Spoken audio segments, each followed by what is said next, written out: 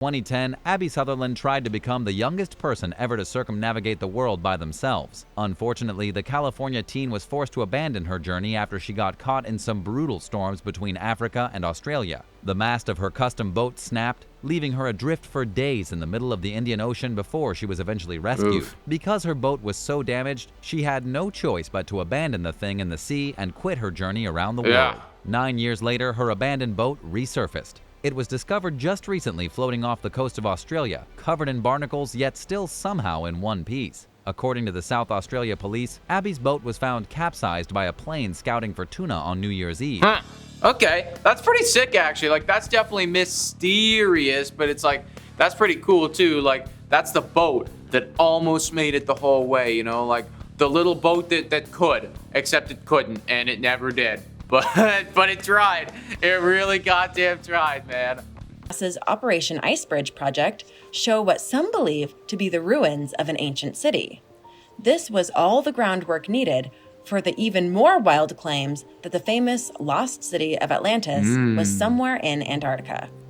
Researchers have discovered gigantic underground constructions composed of a mixture of sandstone and mud. They would have been frozen under the surface of about 2,625 feet thick ice. Some could even measure up to 984 feet tall, about the size of the Eiffel Tower. Yo, I've never thought of that before, man. Like, the lost city of Atlantis in Antarctica, or like in those waters. I mean, it just makes sense. It's like Atlantis, Atlantic Ocean, and like the way that the legends go, they say like it should be somewhere in and around that area, you know, but it's like, maybe, who knows, Earth changes, you know, like things get moved around, stuff happens. It's over at the freaking Antarctic right now, and like there's some, who knows, like maybe there is some like ancient civilization, maybe it's not Atlantis, something else chilling down there. That would be very cool. I would love to have that discovery. Conspiracy theorists are claiming the oldest pyramid on Earth is hidden under the snow of Antarctica. They say that a mysterious pyramid-shaped object discovered near the Shackleton mountain range is proof that some race of beings constructed a megalithic pyramid on the continent far before any other civilization had been there. So in 2016, when satellite images of what seemed like man-made pyramids in Antarctica's Ellsworth Range showed up, they went viral. These alleged human-crafted pyramids are incredibly tall, around 4,000 feet. That's 10 times the height of the Great Pyramid of Giza. That's crazy, and here's the thing, I would have maybe bought into some of that had you not shown me a dude with a freaking, like, I don't even know what that was, like a little antenna, like, horn off the top of his head made from aluminum foil, dude. Like, if I hadn't seen that off the top, I might have bought into this thing, but the second you show me that, like, I'm just like, all right, this is ridiculous right now. This is ridiculous. Of Turkey, archaeologists have found the ruins of a kingdom that's been lost to history for almost 3,000 years. They unearthed a castle that has been directly linked to the Urartu civilization. The Urartu once dominated much of modern Armenia, parts of Turkey, and parts of Iran.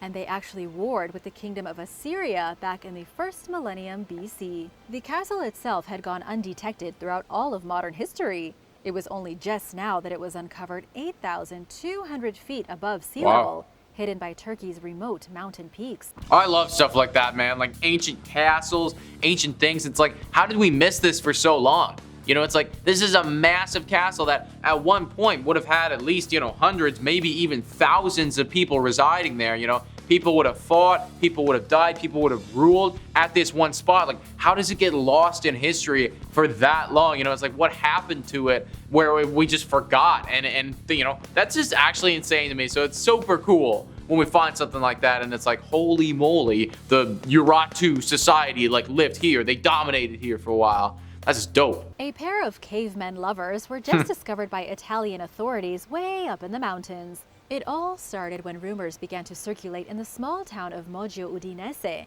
that there was a couple living in seclusion up on the mountain overlooking the town.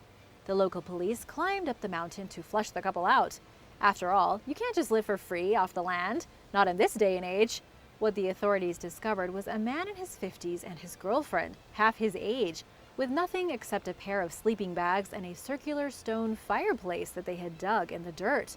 According to the head forest ranger, The couple went wild 6 months before and had literally been living under a rock. Yo, I can't just do that.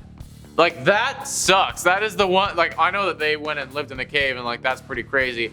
But the fact that I'm not allowed to do that, the fact that it's like in today's society, like you're not allowed to do that, like that sucks, man. I'm gonna go live in a cave if I want to go live in a cave, just because I want to go do that. Not that I am gonna go do that, but I would like the option to go do that if I wanted to do so. You know what I mean? In December of 1961, a Canadian couple named Betty and Barney Hill were on their way to Portsmouth from Montreal.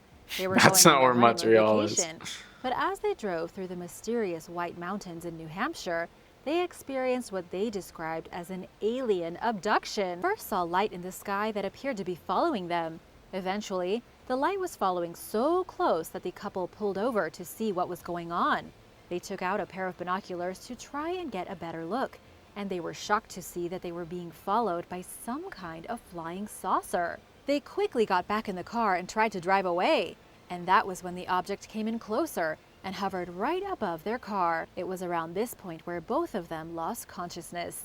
They woke up the next morning in their vacation house in Portsmouth with no recollection of how they got there. Man, my one thing about stuff like that is like, why would a UFO or an unidentified thing, and who knows what's operating it, you know, whether it be human, whether it be extraterrestrial, whether it be something completely different, why would they be interested in you guys? You know, like, no disrespect, I'm sure that you're really cool people, like, in your own right, but it's like, what have you guys done that makes you so interesting? Like, why are you going to be the ones that it is targeting, right? Like, it's just a coincidence thing, or like, what's going on with that? Three-dimensional scans conducted by biblical archaeologists using ground-penetrating radar have revealed the exact shape of a giant boat buried underneath a mountain. Even more amazing is that this location is the same place where the ark is said to have stopped after the flood in the book of Genesis. The discovery fits perfectly with what's written in the Bible. But of course, nobody has actually started digging to see if there is a boat under the mountain. This could very well just be a geological formation. It could just be the way Mount Tendurek looks. But according to Andrew Jones, longtime Ark hunter who was involved with the study, this is almost definitely Noah's great ship. Well, go dig it up then, guys. Like, what are we waiting on, right? It's like, if we could make one of the biggest discoveries of all time ever, like, this would literally change the course of history. It's like, this would this would do insane wonders. Like, why are we not digging it up? If we had the technology to tell us, like, something is down here, go. Do it. Spend the money. That's what I gotta say. The surrounding forest was a giant lake prior to Mount Fuji's eruption. But now, all throughout this forest are underground caves formed by lava from a massive eruption of Mount Fuji in the year 864. Among them, the most common cave type is the lava tube, as lava cools from the outside and the outer layers of the lava harden and form a roof and tunnel for the remaining lava to flow through. The resulting cavern is long and elongated, like a tube, and this 55-foot lava cave forms a loop inside which some of the tunnel sections are covered in ice all year. That is really cool, man. Like, that is dope. It's like this ice cave that was lava, but now it's ice. Man, things like that make the world just seem like the dopest place, right? Like, it's like, how did this happen? And it's just like, it was lava, now it's ice, now it's a cave. Damn, that'd be sweet. I want to go to that cave and like, just like, party. Almost 500,000 people were forced to leave their homes as a result of the earthquake, tsunami, and nuclear accident. What happened at Fukushima? Systems at the nuclear plant detected the earthquake and automatically shut down the nuclear reactors. But soon after, a wave of over 46 feet high hit Fukushima. Soon, people came to this booth to deal with death and commemorate the nearly 20,000 people in northeastern Japan who were killed by the earthquake and tsunami. For survivors, the phone booth is a source of solace. It's a place that embraces not only the people who are alive, but also those who passed away. Wow, that is really sad, but it's also like, it's cool that there's a place, you know, it's cool like there is a single spot, like this is the spot, you know, you knew somebody, you didn't know anybody else, you just feel for them, you feel for their situation, you go here, this is where you pay your respects, you know, it's like, I like that. Definitely eerie, for sure, mysterious, definitely, but also like pretty cool. This place in Japan attracts visitors from all over. The Hells of Beppu is famously known as the hot spring from hell, and for good reason. However, these hot as heck pools have very different and unique attributes for visitors worldwide to enjoy. This place is home to 8 of the most striking, though not meant for bathing, hot springs in Japan. These aren't your regular run-of-the-mill hot tubs, as their temperatures are too high for anyone to soak in safely. Today, we'll focus on one of these 8 wonders, which is not only stunning, but also has a bloody history. Yeah, because it's freaking like orangey red, dude. Like that thing looks, like that does look like something from hell, you know? Like, not even that, but it's like, it looks like something that I'd see at like the center of the earth. You know, it's like I'm watching a movie starring like, I don't even know, like Dwayne The Rock Johnson. Actually, that is a movie. Journey to the Center of the Earth. Wow, there you go. But it's like this is something that I'd see, you know, it's like this is a hazard. They gotta cross over this like lava spring that's like super hot. Like literally that does not even look like something from like today's world. Like it looks prehistoric, man. This image appears to show some sort of temple or altar carved into stone in an undisclosed location. And check out the mysterious symbol on top of it. Its scale is a complete mystery. However, it does also stand to another similar cavity on the slope of a bigger stone structure. But what is it? Our first guess is that it's a church. Ethiopia in Africa has a similar stone structure in a different town. Each of the 11 monolithic structures are dramatically carved into the mountainous landscape, plunging 30 feet into the earth and pierced with cross-shaped chiseled openings to let sunlight into the hollowed-out interior. Man, can you be the one digging that? Like, can you imagine if you're the guy? They're like, all right, we are gonna be digging right here, except the church, it's gonna be 30 feet down there. Like, what? I'm like, holy crap, all right, dude, I'm gonna need a beer if I'm gonna be doing something like this. Like, that is labor if I've ever seen one. Looks really cool, but yeah, that would be tough. These geoglyphs are some of the best in the USA and were created centuries ago. The figures are believed to have been made by the first people who inhabited the region, somewhere between 450 and 2,000 years ago. They're called the Blythe geoglyphs, located in the Colorado Desert of the United States.